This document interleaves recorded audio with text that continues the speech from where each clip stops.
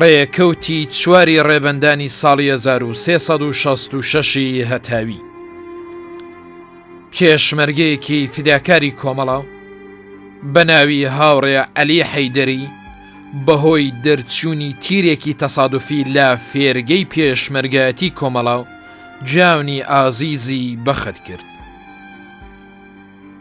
هاوڕێ عەلی حەیدەری لە ئاوایی کانیکە و لە بەشی قاڵقاڵی دیواندەراو لەدایک بوو. ساڵی 1366 هەتاوی هاتە ناو ڕیزی هێزی پێشمەرگەی کۆمەڵە.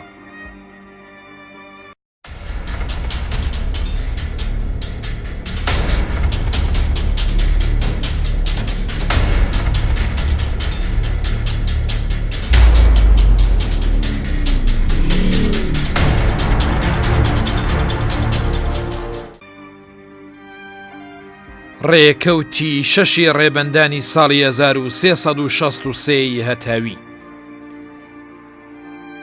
12 پێشمەرگەی فیداکاری کۆمەڵە بە ناوەکانی هاوڕێ عەتا ئەمینیان، هاوڕێ جەماڵ خانپور، هاوڕێ ئومید ڕۆستەمی، هاوڕێ محەممەد مورادی، هاوڕێ محەممەد ڕەشید سادقی، هاوڕێ پەرویز گوڵ ئەفشان، هاوڕێ ژیلا ئەندەلیبی، هاوڕێ ساڵح کەریمی، هاوڕێ بەهرام قادری، هاوڕێ ئەرسەلان قوتبی، هاوڕێ ساحیبە ناسری و هاوڕێ سەلام هەمزە لە جەریانی شەڕی ناوخۆیی لە ناوچەی هەورامان جیانی ئازیزیان بەخت کرد.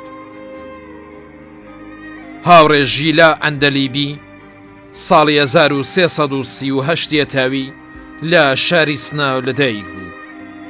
ساڵی 1359 هەتاوی لەگەڵ تەشکیلاتی کۆمەڵە پەیوەندی گرت و پاش ماوەیە کەڵسوڕان لە ناو شاری سناو هاتە ناو ڕیزی هێزی پێشمەرگەی کۆمەڵە. هاوڕێ بەهرام قادری ساڵی 1336 هەتاوی لە ئاوایی یەمێنان سەر بە ناوچەی کامیاران لەدایک بوو. ساڵی 1361 هەتاوی بوو بە پێشمەرگەی کۆمەڵە. هاوڕێ بەهرام بەرپرسی تەدارکاتی پەل بوو. هاوڕێ ئەرسەلان قوتبی ناسراو بە عەزیز لە شاری سناو لەدایک بوو.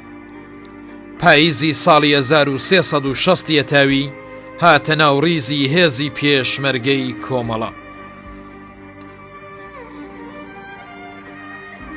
هاوڕێ محەممەد ڕەشید سادقی ساڵی 1335 هەتاوی لە ئاوایی دەرەهەجید سەر بە ناوچەی پاوە لەدایک بوو. دوایی هێرشی یەکەمی کۆماری ئیسلامی بۆ سەر کوردستان بۆ ماوەی 6 مانگ لەلایەن بەکرە گیراوانی کۆماری ئیسلامی دەستگیر کرا و دوای ئازادبوونی هاتە ناو ڕیزی هێزی پێشمەرگەی کۆمەڵە. هاوڕێ محەممەد ڕەشید ئەندامی کۆمەڵە و فەرماندەی پەلێک لە پێشمەرگەکانی کۆمەڵە بوو. هاوڕێ ساحیبە ناسری لە ئاوایی باخوڕام سەر بە ناوچەی کامیاران لەدایک بوو. ساڵی 1362 هەتاوی هاتە ناو ڕیزی هێزی پێشمەرگەی کۆمەڵە. هاوڕێ محەممەد مورادی ناسراو بە قاسم لە شاری سنا لەدایک بوو. ساڵی 1359 هەتاوی پەیوەست بوو بە ڕیزی هێزی پێشمەرگەی کۆمەڵە. هاوڕێ محەممەد ئەندامی کۆمەڵە و فەرماندەی پەل بوو. هاوڕێ سەلام هەمزە ساڵی 1342 هەتاوی لە ئاوایی دەرەهەجید سەر بە ناوچەی پاوە لەدایک بوو. ساڵی 1361 هەتاوی هاتە ناو ڕیزی هێزی پێشمەرگەی کۆمەڵە. هاوڕێ جەماڵ خانپور ساڵی 1340 هێتاوی لە شاری سناو لەدایک بوو. بەهاری ساڵی 1361 هێتاوی هاتە ناو ڕیزی هێزی پێشمەرگەی کۆمەڵە. هاوڕێ جەماڵ فەرماندەی دەستە و بەرەندامی کۆمەڵە بوو. هاوڕێ ساڵح کەریمی ناسراو بە ساڵح سنەی ساڵی 1341 هێتاوی لە شاری سناو لەدایک بوو. ساڵی 1361 هێتاوی هاتە ناو ڕیزی هێزی پێشمەرگەی کۆمەڵە. هاوڕێ عەتا ئەمینیان لە شاری نۆتشە لەدایک بوو. ماوەیەک لە شاری نۆتشە موعەلیم بوو. پاش ڕاپەڕین پەیوەندی بە کۆمەڵەوە گرت. هاوڕێ عەتا ئەندامی کۆمەڵە و مەسئولی مخابراتی پەل بوو. هاوڕێ ئومید ڕۆستەمی لە شاری کامیاران لەدایک بوو. بەرپرسی سیاسی دەستەیەک لە پێشمەرگەکانی کۆمەڵە بوو. هاوڕێ پەرویز گوڵەفشان لە شاری سنا لەدایک بوو.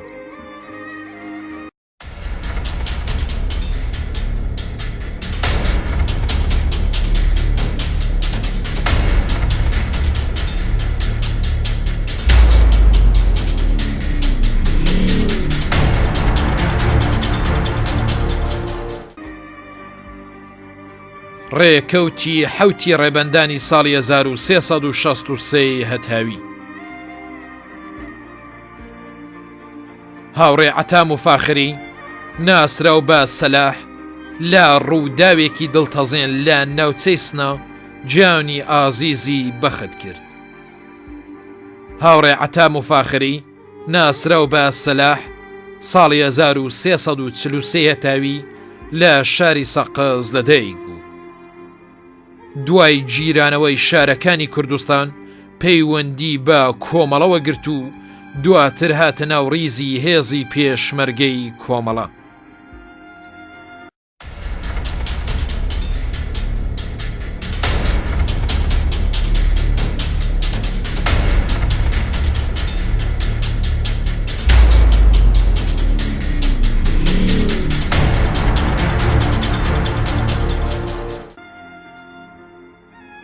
ڕێکەوتی هەشتی ڕێبەندانی ساڵی 1359 هەتاوی. پێشمەرگەکانی کۆمەڵە لە سەر جادەی سنا کامیاران لەگەڵ هێزەکانی کۆماری ئیسلامی تووشی شەڕێکی قورس هاتن. لە جەریانی ئەم شەڕەدا پێشمەرگەکان تەلەفات و خەسارەتێکی قورسیان بە هێزەکانی کۆماری ئیسلامی گەیاند و چەند کەس لە بەکرە گیراوان کوژران و بریندار بوون. پاشان پێشمەرگەکان بە سڵامەت گەڕانەوە شوێنی خۆیان.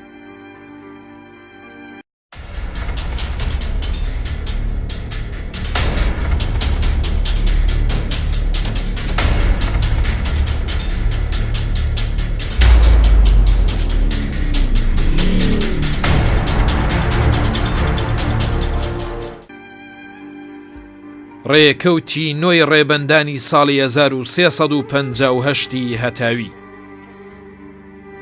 پاش چۆڵکرانی شاری سنا لەلایەن پاسدارانی کۆماری ئیسلامی خەباتکارانی شاری سنا کۆتاییان هێنا بە مانگرتنە 29 ڕۆژەکەیان.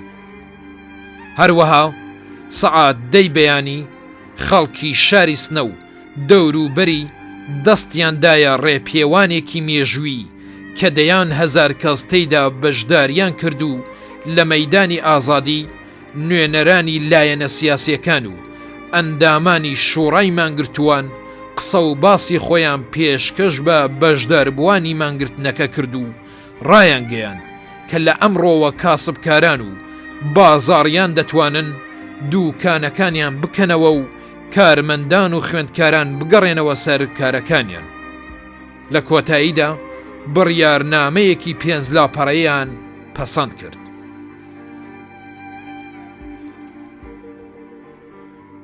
ڕێکەوتی نۆی ڕێبەندانی ساڵی 1362 هەتاوی.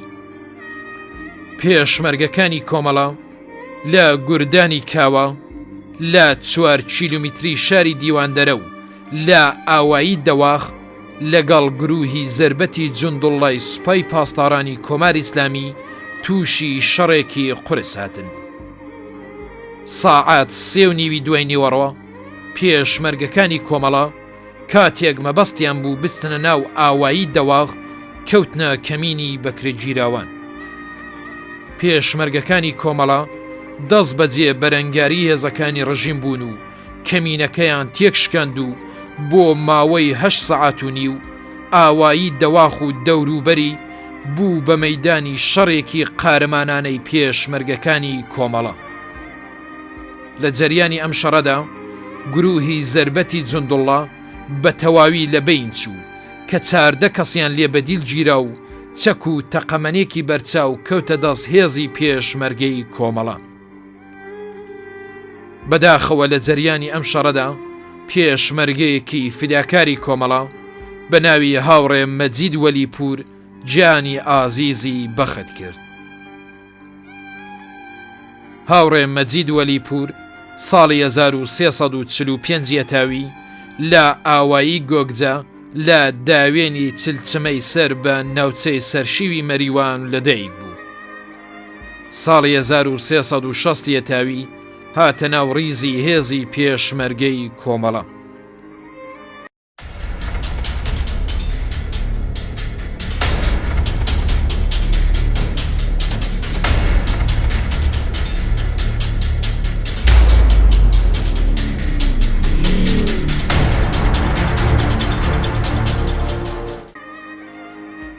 ڕێکەوتی دەی ڕێبەندانی ساڵی 1367 هەتاوی. هاوڕێ حوسێن سەعیدی پێشمەرگەی فیداکاری کۆمەڵە لە ڕووداوێکی دڵتەزێن گیانی ئازیزی بەخت کرد. هاوڕێ حوسێن سەعیدی. ڕێکەوتی دەی ڕێبەندانی ساڵی 1358 هەتاوی. لە جەریانی بەرەنگاری هێرشی هێزە سەرکوتگەرەکانی کۆماری ئیسلامی لە ناو شاری کامیاران 3 پێشمەرگەی فیداکاری کۆمەڵە بە ناوەکانی هاوڕێ یەدوڵڵا نوسرەتی و هاوڕێ تەها حەسەنی و هاوڕێ سابیر بەدوحی گیانی ئازیزیان بەخت کرد. هاوڕێ یەدوڵڵا نوسرەتی ساڵی 1336 یەتاوی لە شاری سناو لەدایک بوو. دوای شۆڕشی ساڵی 1357 یەتاوی هاتە ناو ڕیزی هێزی پێشمەرگەی کۆمەڵە.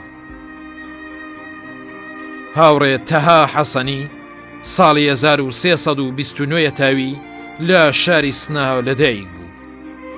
هاوڕێ تەها دوای تەواوکردنی خوێندن لە ئاوایی نەگەڵ سەر بە ناوچەی سنا دەستی کرد بە وانەوتنەوە. لە هەمان کاتدا دانیشتجووی ساڵی 2 تەربیەت دەبیری سنە بوو. لە یەکەم ڕۆژەکانی ساڵی 1358 یەتاوی پەیوەست بوو بە هێزی پێشمەرگەی کۆمەڵە. هاوڕێ سابیر بەدوحی لە شاری سناو لەدایک بوو.